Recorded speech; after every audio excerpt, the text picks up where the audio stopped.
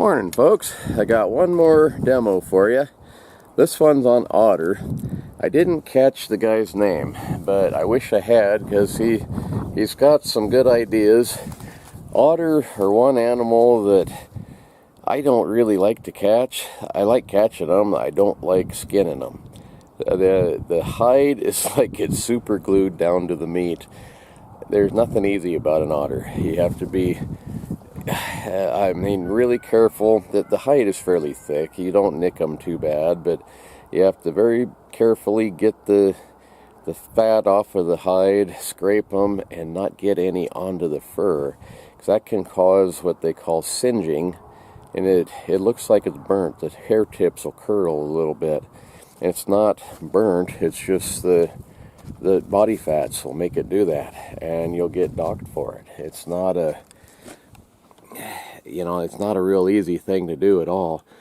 But this guy's got some good ideas, and if you trap otter at all or want to, pay attention to this fella. Anyway, I hope you enjoy it, and see you tomorrow. This is the last demo. I'm out of stuff from the trapping thing, and then it's just back to boring old work, most likely. See you tomorrow. Bye. Different types of trap and equipment that I use that I really like. It's if you saw my stuff yesterday, you heard some of it already, but I really like stuff for speed, because I usually go out of state and I'm trapping, trying to get as many as I can. So the quicker you are, more efficient you are, the more stuff you can get out and the more animals you can catch. When I go out of state, my preferred trap is the 330 because it keeps me on a longer check period. You can use 220s, 280s. I don't go any smaller than that. I'm sure a 160 would absolutely hammer one of them, but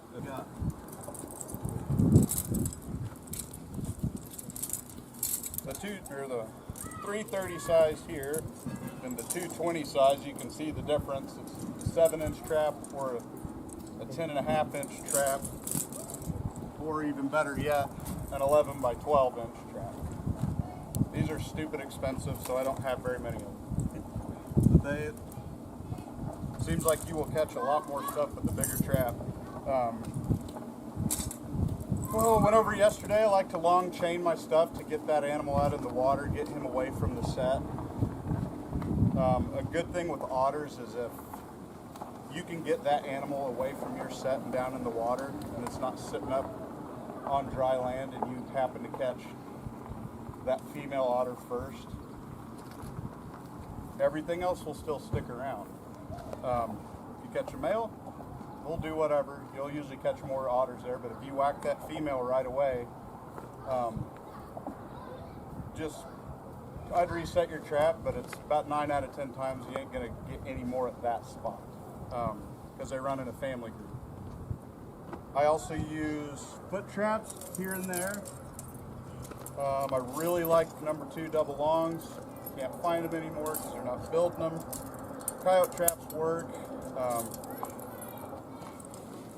Really souped up 1.5s are great. Number 11s, even though they're very small, are very foot-friendly trap on otter. 90% of the otters that got live captured and shipped all over the United States were captured in number 11s. Some of the other stuff I recommend having is a good pair of setters, probably 2. If you're like me, you'll lose one. Big stakes, if you're able to stake your stuff, like here, it's not going to happen very effectively. A hammer in case you got to dig something up or pound your stake in. Great claw, by the way. Yeah. A pair of nippers for cutting your brush. A pair of pliers I'll usually have on my hip, but I forgot my belt. Other thing I really like with otters that works great on mink traps with mink conibears and pine marten and stuff like that is I like to use this floral hanging wire or floral wire for tying flowers, or picture frame wire. So what I'll do with that is I'll wire this out and I'll tie it and make this a loop. That way it's they can't really see that when they're flying through there, but they go whack through there and hit that, and it sets it off right now, and they're usually centered in it. So that's one thing I like. The only bad part is when you make a catch, you usually got to make a new one. And if you're foot trapping a lot, I do recommend a catch pole, because you never know. I mean, I don't recommend setting where you can catch a dog or anything like that, but you never know. And even your own dog, if you have a dog with you, they're not used to getting pinched by traps. They will bite the crap out of you. And this helps with that. Of course, you don't need it for conberry to let anything go.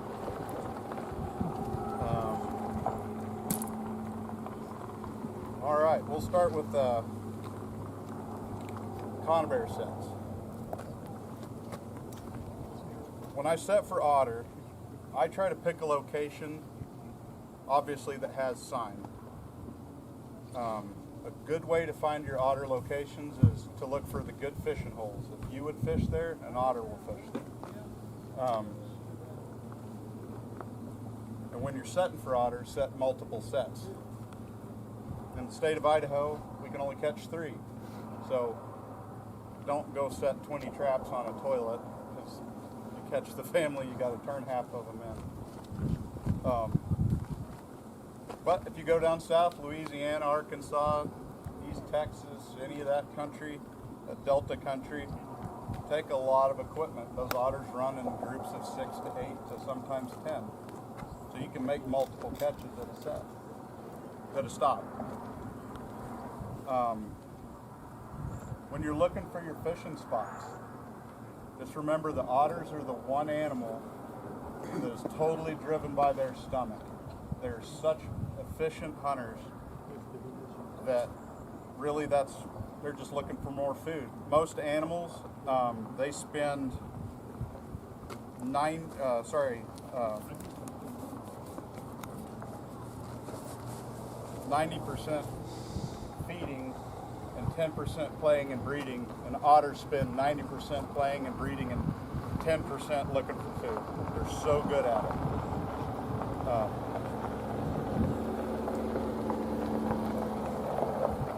All right. So when I'm going through in the south and I'm looking for, even up here in Idaho, we'll find a big prominent tree and there may be a toilet up here. And does everybody know what an otter toilet looks like, or have you seen one? I have questions about what they look like. Smell like. They smell like rotten fish. What goes in must come out, and they go up on the high spots or the big grassy spots, and they wad everything else up, and they roll it, and they'll roll in their own vomit and their own feces. And it's black, it's full of scales, it looks kind of like tar. My trapline dog is fantastic for finding those things, but I really got to watch her because she'll roll in every one of them. And then I don't want to bring her in the house.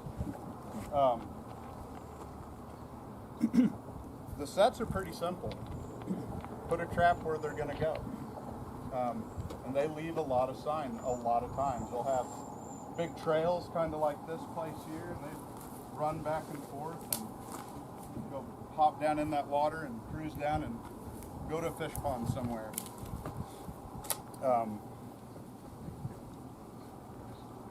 I really like H stands and these for setting conberries on all that. It keeps your trap solid. And when I'm setting, I try to stay either in the water. A lot of the southern states I go to, they have your conberry has to be half submerged, so I have to stay in the water. Here in Idaho, we don't have that. If I can set on land, I'm trying to be at least 3 feet back from the water, because a lot of times they will come right out of the water and start rolling around. You'll get stuff knocked over and snapped off and wonder what in the world happened. So I try to just move it back, because they're going to go up there and go do their thing anyway. I'm very big on camouflaging my traps for otters. It might not be a necessary thing, but it makes me feel good about it. it seems to be very productive when I do that, more productive than just having one there with a couple sticks on each side. We're going to use this is our Otter Trail right here. We'll put the water down here so we're at our 3 feet.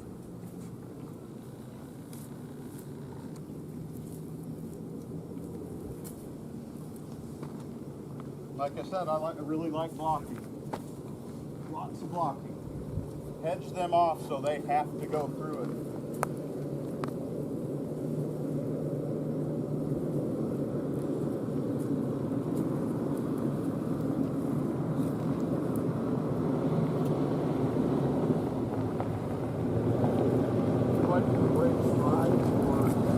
I definitely do on my foot trap.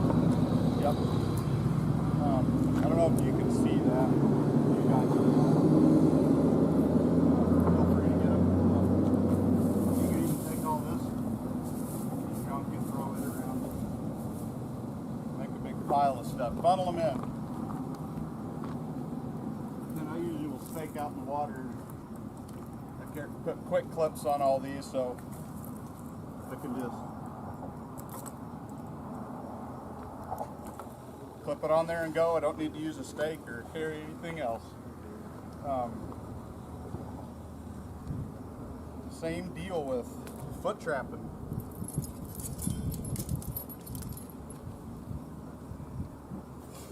I like those Otter Trails, and I like 2 traps every single time just because it ups my end shaft. And you were talking about having otters break stride. One thing I really like to do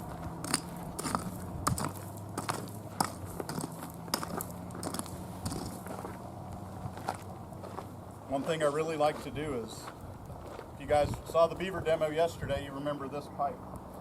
It's just a piece of PEX pipe, got some wool in it.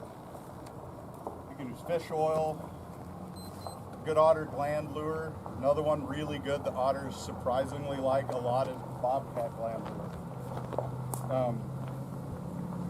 We'll call this our Otter Trail. I'll go ahead.